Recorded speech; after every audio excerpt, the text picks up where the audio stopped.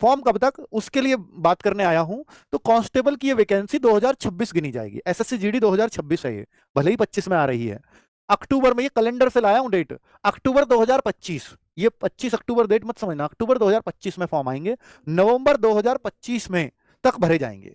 तो ये काम हो गया 1 महीना डिले। हर चीज 1 महीना डिले हुई है, क्योंकि एसएससी में जो प्रोटेस्ट चला था। और अब जो अब तक फर्क आते आते वो 1.5 महीने पे जा चुका है। अगर आप एसएससी सीएचएसएल का एग्जाम बताओ कब से कब तक चला।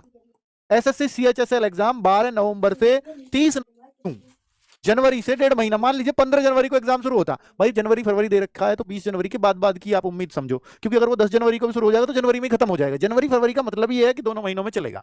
तो 15 जनवरी के बाद अब 15 जनवरी में अगर 1.5 महीना जोड़ दिया मैंने, एग्जाम में इतना फर्क आ रहा है, तो फिर ये सीधी सी बात है, जो एग्जाम गया वो मार्च में गया। तो मैं वैसे ही कोई फेक बात नहीं कर रहा, मार्च में आपका एग्जाम जाएगा ही जाएगा जीडी का, इसको कोई नहीं रोक सकता।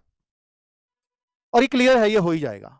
तो इसलिए जीडी वाले बच्चों अपने लिए श्योर रहिए कि आपका कब फॉर्म आने हैं, कब एग्जाम होना है।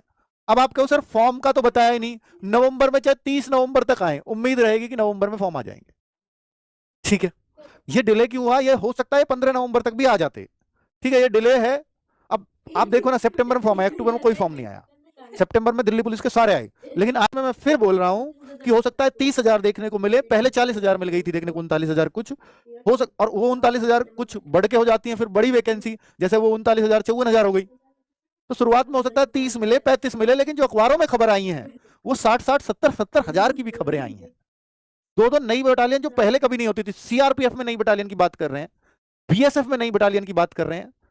ठीक है, जब से पुलवामा हुआ है तो तब से गृह मंत्रालय ने नया रूल निकाला है कि भाई अब कुछ नई बटालियन बनाएंगे, नई वैकेंसी चाहिए हमें।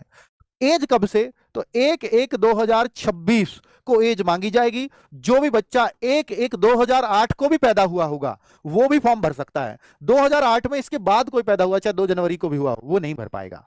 2007 वाले बच्चे सारे फॉर्म भर सकते हैं, 2006 वाले तो खैर हैं ही सब।